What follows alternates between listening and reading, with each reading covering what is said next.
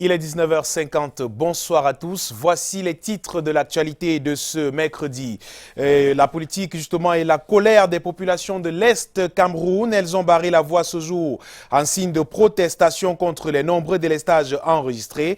L'axe Yaoundé-Bertois a donc été coupé pendant plus de 10 heures, paralysé par des manifestants qui demandent réparation.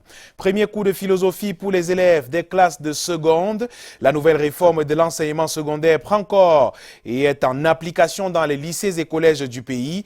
Comment les enfants appréhendent-ils cet enseignement? Nous vous avons suivi pour vous le premier coup de philosophie dans une classe de seconde. C'est à suivre donc dans ce 19h50. Et puis dans l'actualité également ce soir en politique, question autour du financement de la campagne électorale. Alors que l'on s'achemine peu à peu vers l'échéance, les candidats attendent l'argent de la campagne. Qui fixe les montants et comment doivent être utilisés ces fonds? Comment doivent être utilisés ces fonds? Patrick Christian Dobor nous apporte des éclairages dans ce journal au moment où un autre candidat à la présidentielle du 7 octobre présente son projet de société. Franklin Difford, afin lui, veut moraliser la vie publique dans tous ces secteurs au Cameroun. Voilà pour le sommaire.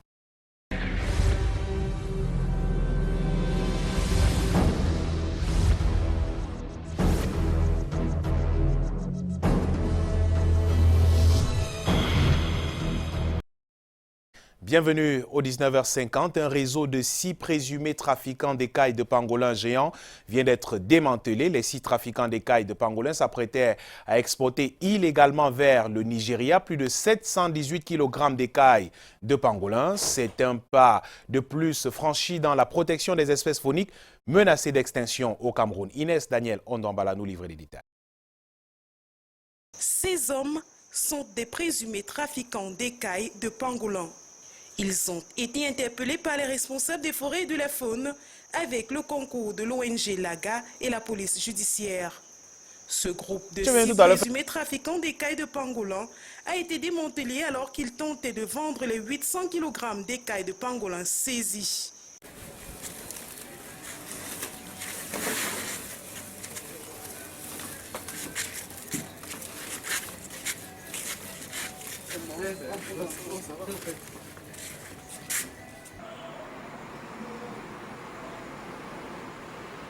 Le modus operandi exposé du réseau consistait à acheter des écailles de pangolin aux petits trafiquants au Cameroun, en République centrafricaine et en République démocratique du Congo afin de les exporter au Nigeria via le Cameroun.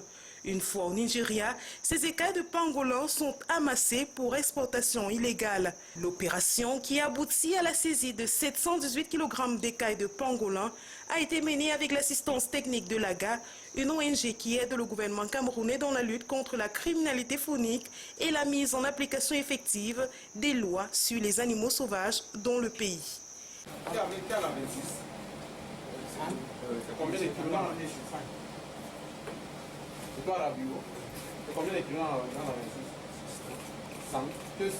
Ces suspects sont également impliqués dans le trafic des cornes de rhinocéros. Le Cameroun a rangé au même niveau les 3 espèces de pangolins dans la classe des espèces sauvages intégralement protégées à la suite de la COP 2016.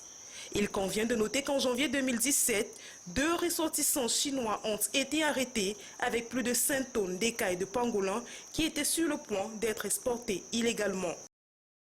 Nous le disions en titre, 10 heures d'interruption de voyage sur l'axe Yaoundé-Bertois. C'était ce jour au niveau de Dimako. Les populations barraient la voie pour marquer leur indignation face au délestage récurrent enregistré dans la région. Monique Naousifoso Kizito Koumaï et Yasset Rizotano. Il est presque 7 heures du matin lorsque les usagers de la route Bertois-Yaoundé vont interrompre leur voyage. Je suis en route pour Bertois et j'avais séance de travail avec le délégué départemental du travail et de la sécurité sociale. Vous voyez, je suis bloqué ici. Au niveau de Dimako, la route est barrée. C'est ce qui justifie cette longue file interminable d'automobiles stationnés tout au long de la route. Ici, les délestages de l'énergie électrique sont une tradition. On se souvient de la dernière grève à Bertois pour les mêmes problèmes. Mais à Dimako, les populations réclament l'énergie définitive. Et je vous dis bien que que ça ne soit pas une goutée, hein, mais il faut que ça soit 24 sur 24. Parce que si actuellement, vous savez, si on envoie pour peut-être nous fermer les yeux, ça va encore recommencer. Les polices sont là-bas. Regardez notre plaque, notre slogan. Tout simplement de les neiger. Les éléments de la Légion de gendarmerie et de la police sont descendus sur les lieux pour encadrer une grève jusqu'ici pacifique, car les populations n'ont effectué aucune casse. Sur le chemin de retour, nous rencontrons une équipe de l'entreprise en charge de l'énergie électrique au Cameroun, en train de réparer une haute tension qui était endommagée par un arbre abattu. Actuellement, le trafic a repris après plus de 10 heures d'interruption et l'énergie électrique est de retour à Dimako. Mais pour combien de temps, on ne le sait encore. Cependant, le premier contingent des pèlerins rendus à la Mecque est arrivé à Douala ce jour via l'aéroport international. 314 pèlerins heureux de retrouver leur famille. Ils ont accompli le 5e pilier de l'islam avec succès. Parmi les prières adressées à Allah, celle d'un retour rapide de la paix et de la stabilité sociale dans certaines parties du Cameroun. Adjama Ramou et Henri Chinda. Dans ce hall de l'aéroport international de Douala, des pèlerins en attente de leurs bagages. 314 hommes et femmes en provenance de Jeddah sont arrivés très tôt ce mercredi matin. À l'extérieur, des centaines de familles impatientes d'embrasser leurs proches. Un enthousiasme que même la pluie n'aura pas réussi à doucher. C'est tout heureux, bagage à main, que chacun a franchi le seuil de la sortie. C'est le début d'une nouvelle vie empreinte de foi et de piété. Le pèlerinage s'est déroulé dans de très bonnes conditions. Nous sommes arrivés à Médine. On a procédé à la visite de la mosquée prophétique. Et en dehors de cette mosquée, nous avons également visité d'autres mosquées et d'autres sites, tels que la tombe des martyrs d'Ohor. Et après l'étape de Médine, nous sommes allés à la Mecque, où nous avons bénéficié d'un encadrement professionnel de la part de nos guides et nos encadreurs. Cette année encore, des améliorations ont été notées par des pèlerins tout au long du séjour à Médine et à la Mecque. C'est un plaisir immense, vraiment. C'est tout sauf ce qu'on imaginait. Et du coup, quand on est parti, on commence à se demander est-ce qu'on va revenir. Et lorsqu'arrive le jour où on revient, ça ne peut qu'être le plaisir et puis la joie. Le voyage s'est passé dans de très bonnes conditions. Ce n'est pas comme auparavant, vous partez, vous attendez, l'avion, ça n'arrive pas. Mais cette année, vraiment, on nous a dit qu'on devait faire 26 jours, mais malheureusement, on n'a fait rien que 23 jours. Donc, nous remercions vraiment le chef de l'État pour ce don qu'il nous a donné, les valises, qui nous a augmenté aussi des kilos, qui nous a permis de faire les achats pour la famille. Et de l'eau, Zamzam, on a retrouvé ça ici au Cameroun.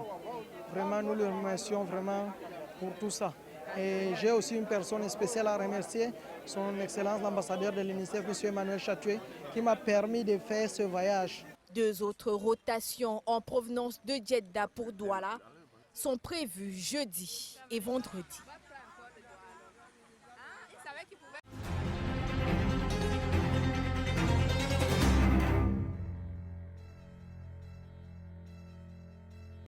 Au cœur de l'éducation ce soir, Aristote, Descartes, Platon et autres personnages philosophiques jadis connus par les élèves de terminale exclusivement feront désormais partie du lexique des classes de seconde. C'est la conséquence de l'une des réformes du ministère des enseignements secondaires. En cette rentrée scolaire, la philosophie, vous le savez déjà, est désormais enseignée en classe de seconde. Entre accueil de la réforme et effectivité, nos reporters ont assisté au premier cours de philosophie en seconde. C'est une signature d'Arnon Gueffard et Samuel Bonis depuis Yaoundé. Au nom de la philosophie, je pense, dont j'écris. Élève de seconde à 4 espagnol au lycée de Minkan, le premier cours de philosophie de l'année s'annonce. Sur le qui-vive, 60 têtes crépues en cogitation, toutes ou presque impatientes. J'ai hâte de savoir qu'est-ce que c'est la philosophie, pourquoi est-ce qu'on a instauré ce cours en classe de seconde. Le prof arrive sous un air détendu. Un mercredi qui dévoile la réalité d'un rêve. L'enseignante à Tanga ouvre ce mystère jusque-là par une interactivité. Ça se joue plutôt bien. Mon frère m'a dit que la philosophie est le fait d'approfondir son savoir par elle-même. Ils sont quand même ouverts, ils veulent apprendre, ils veulent savoir ce qu'est réellement la philosophie. Des élèves, il y en a qui sont perdus et ne participent presque pas aux échanges. Il faut peut-être d'abord lever des préjugés nés du zèle des aînés de terminale. Le grand frère a dit que c'est une matière où on n'a jamais la moyenne, une matière qui est difficile à comprendre. Donc il faudrait déjà au départ tuer ce mal-là qui commence à naître. 2 heures de cours, le tout premier de seconde, le tout premier de l'année. À la fin, l'idée sur la discipline se précise. Je l'ai trouvé très bien car elle me permet d'être un homme social. Et même le professeur nous a bien expliqué. Donc je crois que durant l'année, nous pourrons bien travailler en philosophie. La philosophie en seconde, débat sur la précocité en cours dans les chaumières. Question, les élèves tiendront-ils la haute perche de la philo?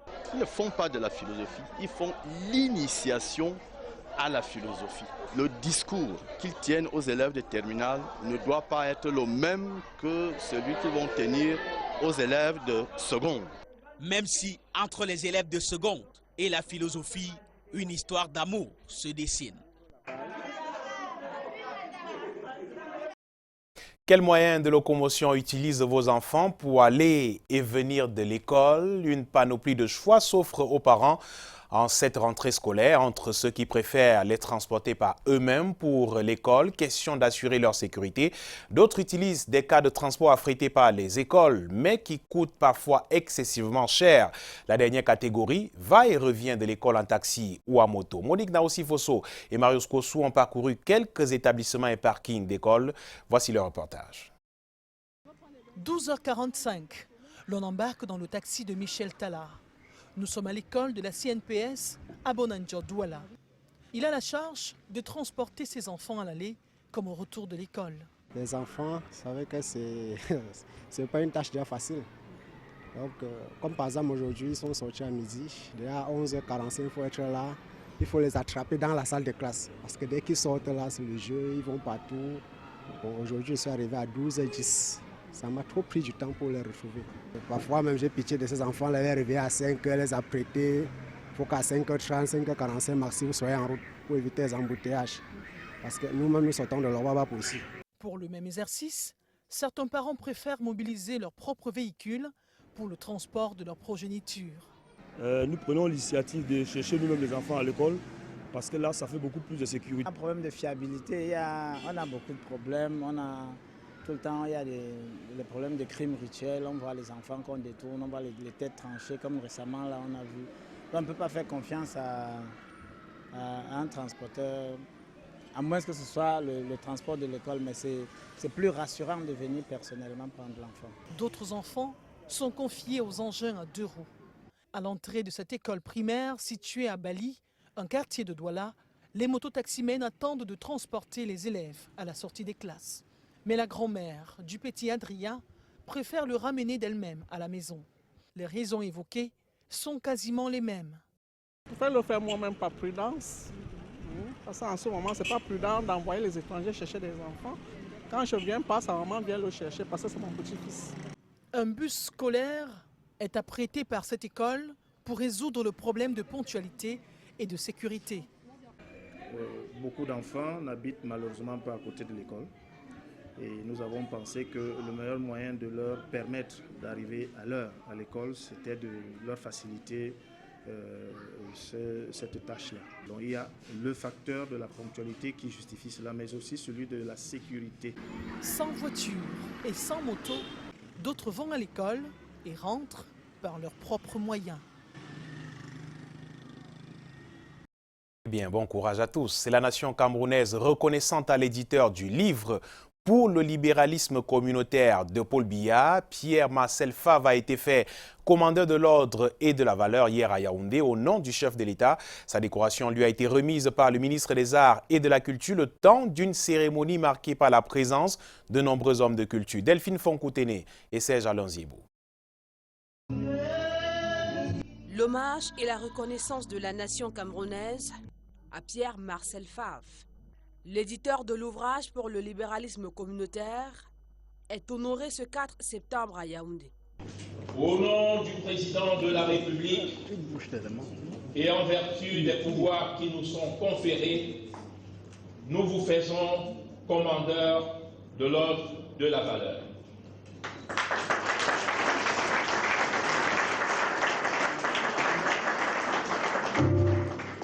Ça me fait une grande fierté parce que ça vient du Cameroun, ça vient du président, ça vient du ministre des Arts et de la Culture et tout cela forme un tout extrêmement honorifique et agréable. Il a édité en 1987 la première édition de l'ouvrage du chef de l'État, dont la deuxième revue et actualisée paraîtra dans les très prochains jours. Une fierté pour le Cameroun, qui bénéficie ainsi de l'expertise de ce promoteur culturel suisse, déjà honoré par plusieurs nations dans le monde. Cher monsieur Pierre Marcel Favre, vous nous faites l'amitié de visiter notre pays après avoir visité les 4 coins du monde. Ce pays qu'on appelle le Cameroun, que vous revisitez certainement, et que vous redécouvrez depuis 3 jours avec votre délégation, que je salue très cordialement, est présentée à juste titre comme l'Afrique en miniature. Pays de merveilles artistiques et de beauté touristique, mais aussi berceau d'une extraordinaire diversité ethnique et linguistique. Il est aussi le foyer d'un multiculturalisme ardent et incandescent, d'un multiculturalisme fervent et effervescent. Membre du gouvernement, auteurs et autres écrivains de la pensée rehaussent de leur présence cette cérémonie au Musée national. À travers la diversité des prestations offertes par le Bal-Art national à l'occasion, le président des éditions Favre et sa délégation apprécie le multiculturalisme du Cameroun. Des prestations qui n'ont pas laissé indifférent l'heureux récipiendaire du jour, qui danse au rythme des sonorités de chez nous, à la façon des Suisses.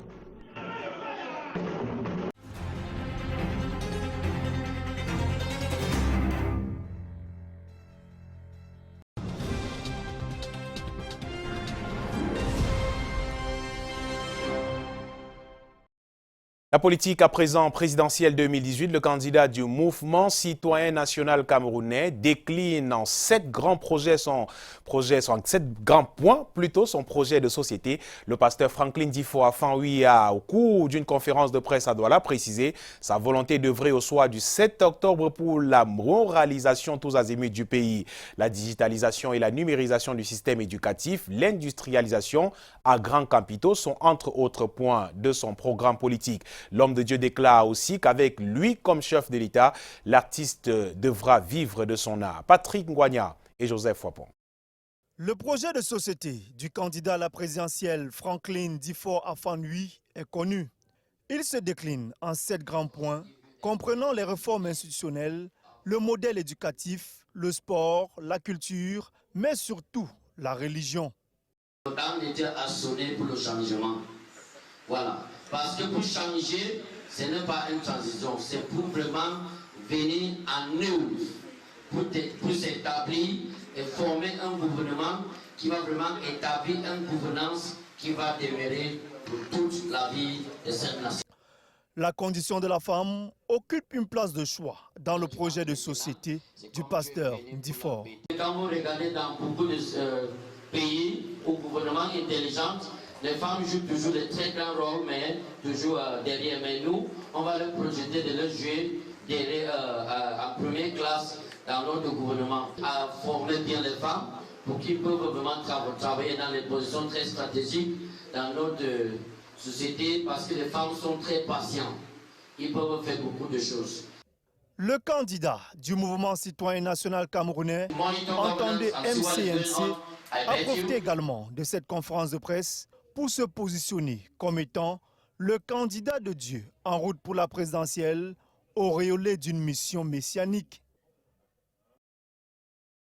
Et c'est donc connu de tous, la campagne électorale mobilise énormément de moyens financiers pour les partis politiques et les candidats. Sur les contours de la mobilisation et l'utilisation de ces fonds, le débat reste suspendu à l'interprétation du code électoral jugé pas assez précis sur la question. Qu'en est-il du financement d'une campagne électorale dans le contexte camerounais?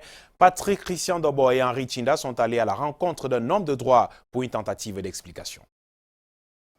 En attendant le démarrage effectif de la campagne électorale pour la présidentielle du 7 octobre prochain, les candidats rivalisent déjà sur les stratégies de mobilisation des fonds en vue de cette échéance. Entre les levées de fonds organisées par le RDPC pour le candidat Paul Biya, l'appel à contribution publique de Cabral Libi ou les demandes de Kolo à chaque Camerounais par Maurice Kamto, les stratégies sont aussi diverses que questionnables et interrogent de manière conséquente le dispositif légal en la matière. Il y a le financement public et il y a le financement privé. Les fonds publics destinés au financement de campagne sont répartis en deux tranches. La première tranche d'un égal montant au candidat. Première tranche est après la publication de la liste des candidats alloués sur une base égalitaire aux différents candidats. Et la deuxième tranche est après proclamation des résultats suivis proportionnellement aux résultats obtenus, aux candidats ayant obtenu au moins 5% des suffrages exprimés. Le financement privé résulte notamment des sommes que donnent les militants, les sympathisants, des militants qui versent beaucoup d'argent pour le candidat. Des dispositifs énoncés dans le chapitre 3 du 11e titre du Code électoral qui ne dévoilent pour autant pas, comme sous d'autres cieux, en dehors des fonds alloués par l'État, des limites précises sur la collecte potentielle et l'usage de ces fonds lors de la campagne électorale. En France, il existe une commission de contrôle des comptes de campagne et des élections présidentielles qui est très rigoureuse, puisqu'il y a un plafonnement du montant. Au Cameroun, il n'y a pas de plafonnement. Nous nageons dans le flou. Et c'est ça, si vous regardez le code électoral, tout cet aspect du financement n'est pas réglementé. C'est la liberté totale, comme aux États-Unis. Et à ce moment-là, il y a une inégalité des candidats au niveau des élections présidentielles, parce que vous aurez toujours un candidat qui aura beaucoup plus d'argent que les autres. Ce n'est pas contrôlé, ce n'est pas limité, et sur ce point-là, au point de vue démocratique, on s'interroge s'il y a une égalité des citoyens, des candidats à l'élection présidentielle. Un vide juridique apparent sur les contours liés aux fonds privés qui contraste cependant avec le dispositif pénal mis en place contre les utilisateurs véreux des fonds alloués par l'État pour la cause de la campagne. On est tenu de reverser au trésor public la totalité de la somme reçue au titre de la première tranche visée à l'alinéa ci-dessus, tout candidat qui se désiste avant le scrutin. Tout candidat qui ne participe pas effectivement à la campagne électorale. Ça, c'est le financement qui est public. Je dois rappeler que pour que ce financement ait lieu, il faudrait que les 10 montants soient prévus dans la loi de finances de l'année. Entre ingéniosité et mise à profit de l'absence de rigueur dans le suivi légal du processus de financement, partis politiques et candidats ne cessent de se dévoiler avant le rendez-vous de la campagne électorale en vue de la présidentielle prochaine.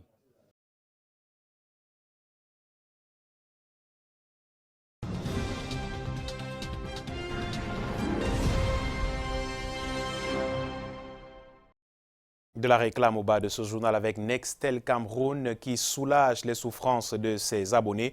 L'édition 2018 de la campagne Nextel Healthcare Programme vient de s'achever dans la Damawa avec un peu plus de 2000 heureux bénéficiaires.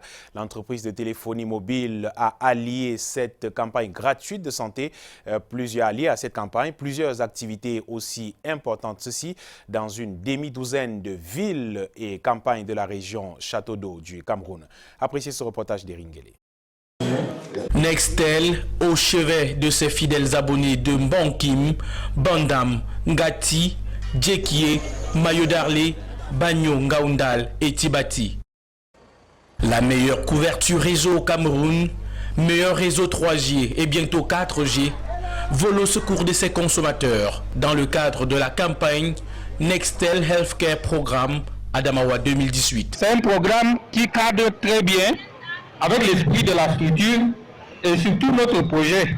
Depuis que nous avons commencé notre programme Healthcare, nous faisons donc les soins gratuits pour la population parce que quelqu'un qui n'est pas en bonne santé ne peut pas téléphoner. Plus de 2000 consultations gratuites, 93 opérations chirurgicales conduites du 27 août au 1er septembre avec la dynamique septentrionale pour la santé, lesquelles ont également vu la distribution gracieuse des médicaments aux malades. La petite chirurgie était essentiellement faite de pansements et de circoncision.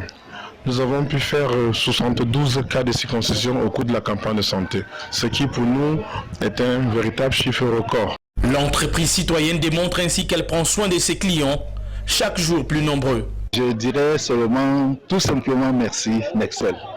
Nextel nous a amené beaucoup de choses. La santé avant tout. Vous avez pensé à la santé de la population de Banda, le département de Maïbano. Vraiment que Dieu vous donne sa grâce. Parallèlement, le Community Work a regroupé employés et abonnés autour des activités d'investissement humain. Nextel est là pour montrer par l'exemple, pour prêcher par l'exemple et par l'action. Comment est-ce que les populations doivent se comporter, garder leur environnement vraiment sain et très propre. Avec Nextel, qui déjà nous permet de mieux communiquer, communique aussi avec la jeunesse et nous voyons ce que ça donne.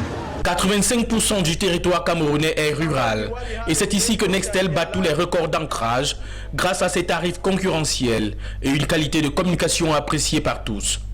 Avec aujourd'hui près de 4,5 millions d'abonnés, Nextel croit dur comme fer que pour téléphoner, il faut être en bonne santé. À suivre lorsqu'il sera 21h sur ces antennes, notre programme spécial présidentiel CQFD. Entendez ce qu'il faut décrypter. 3 experts autour de Rodrigue Tonguet pour faire la lumière sur les zones d'ombre. Également parler des paroles et des actes de cette présidentielle 2018. C'est à suivre à 21h CQFD avec Rodrigue Tonguet sur les antennes de Canal 2 International. Merci à vous tous d'avoir regardé cette autre édition du journal. Je vous souhaite passer une belle soirée sur Canal 2 International. À demain. 19h50. Bonsoir.